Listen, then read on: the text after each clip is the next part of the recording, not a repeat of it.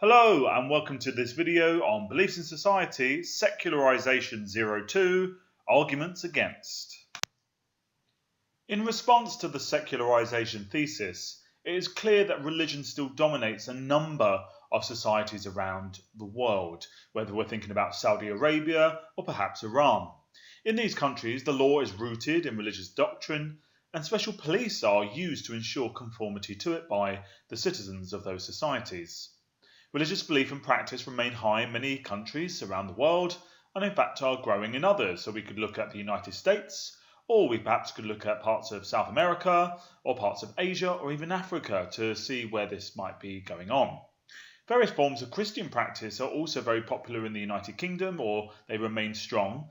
In particular, we can think about the rise of Pentecostalism and more evangelical churches.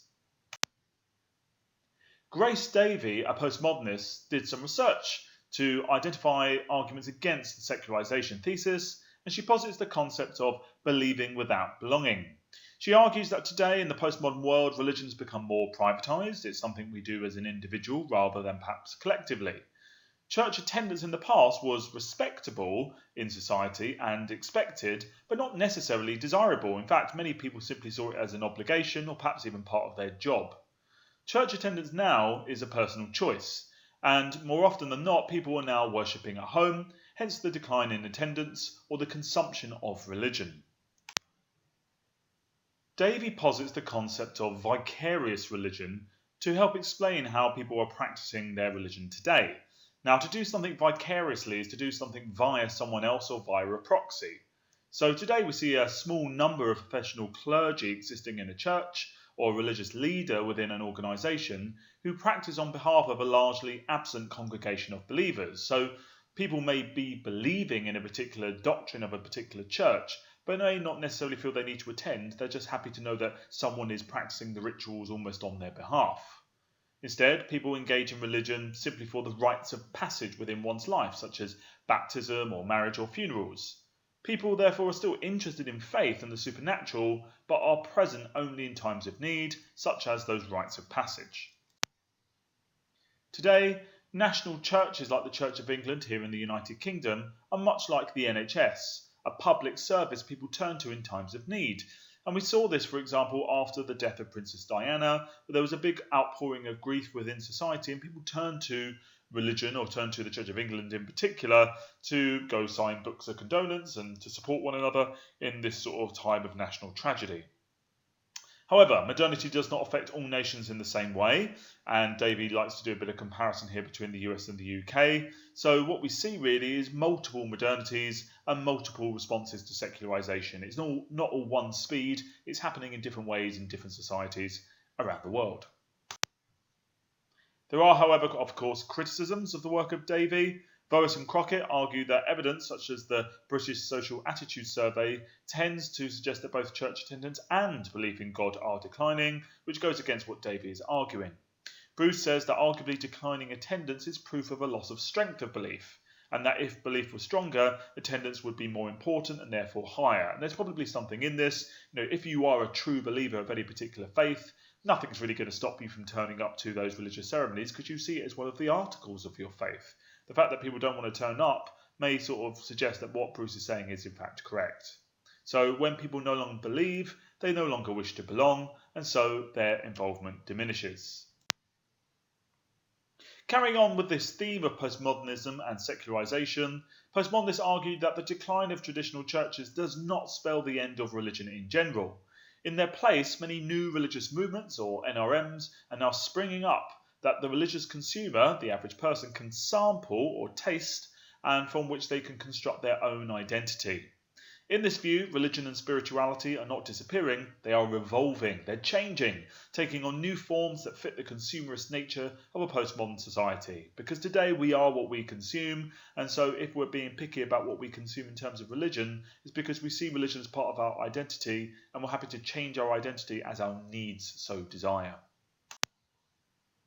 Danielle Hervieux-Laguerre posits the concept of spiritual shopping in this sense, saying that in the West we are currently experiencing cultural amnesia. That is, we're kind of forgetting our historical culture. This is therefore leading to a loss of collective memory, in particular with regards to religion, because in the past, children, when they were born, would have been brought up or socialised into religion by their parents, but also their extended family in general, and they would have been introduced to their local parish, maybe gone to the local parochial school, and that's how they would learn about their faith. But today, families don't really do that. People have lost their religion. Instead of it being handed down from generation to generation, parents generally let children choose their own religion. Children decide for themselves whether to be religious, and many are simply deciding not to be religious or putting off that decision until later life. Postmodernity has also brought about greater equality, which has undermined the traditional power of the church to impose religion on people from above. Young people are no longer having a fixed religious identity imposed upon them through socialization, and in fact they're ignorant of traditional religion, hence again cultural amnesia.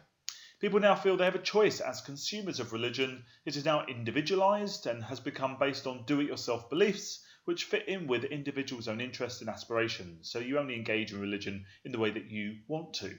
Hervieux Laguerre identifies two types of religious behaviours in the postmodern world, that of pilgrims and that of converts. Pilgrims follow an individual path in a search for self-discovery, for example exploring New Age spirituality or joining groups or engaging in individual therapy. This is a reflection of today's emphasis on personal development. Converts instead join religious groups that offer a strong sense of belonging, usually based on a shared ethnic background. This seeks to recreate a sense of community in a society that has lost its religious traditions. So, for example, evangelical movements have really kind of coined in on this particular area. David Lyons also looks into arguments against secularization, and he too argues that religion is changing and not really declining. It's simply being shaped by globalization, the media and consumerism. He zooms in on this concept of space-time compression, that is the world feels smaller, and how this has led to a disembedding of ideas from their original or local context. So religion no longer has to happen in a certain place at a certain time. Arguably in a postmodern world it can happen anywhere. A good example of this is found in his work Jesus in Disneyland, which showed how denominations were holding services in theme parks to attract new followers who were essentially seen as customers within a sphere of consumption. So religions were basically feeling they had to kind of sex up or make exciting their religious services by hosting them in unusual places as a way of attracting customers, that is, believers.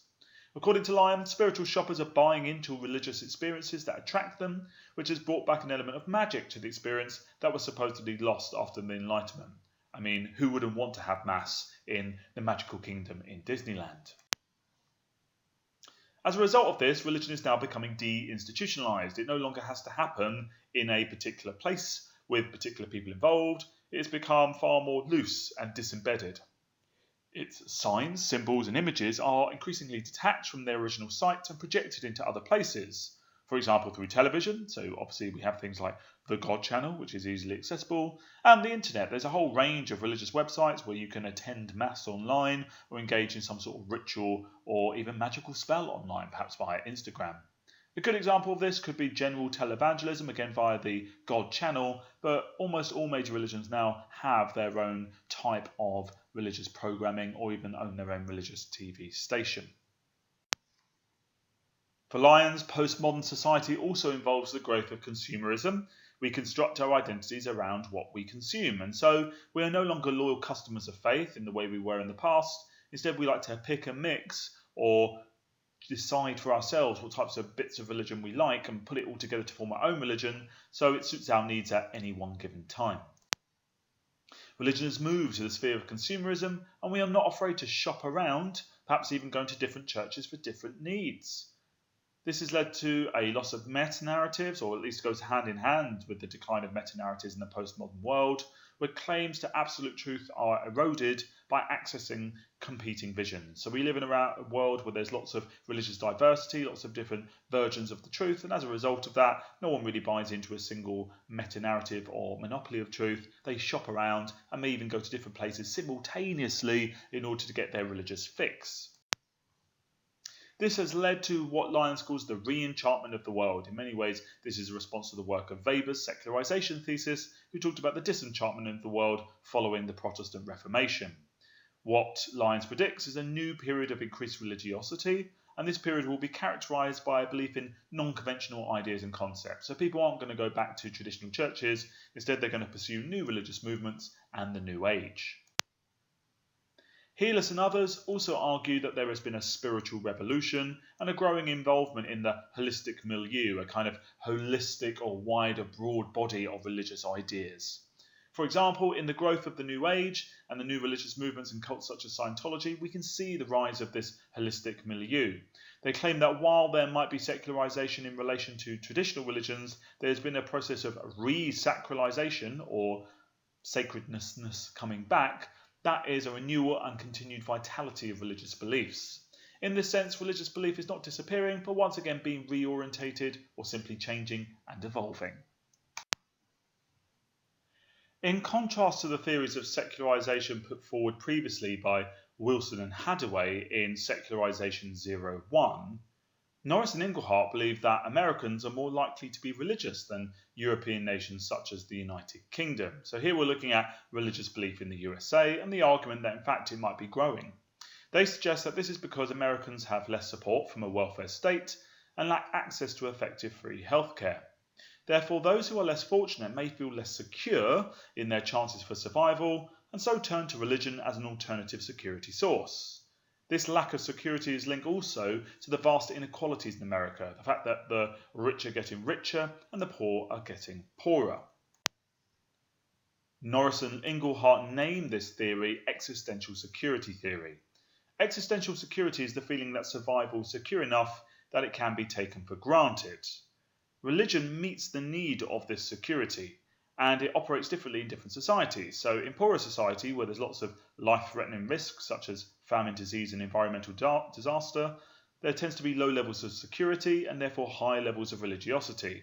This is also true for poor people in rich societies who face insecurity, like the United States. Whereas in rich societies, where there's a high standard of living and people are at less risk, generally there's a greater sense of security and therefore lower levels of religiosity.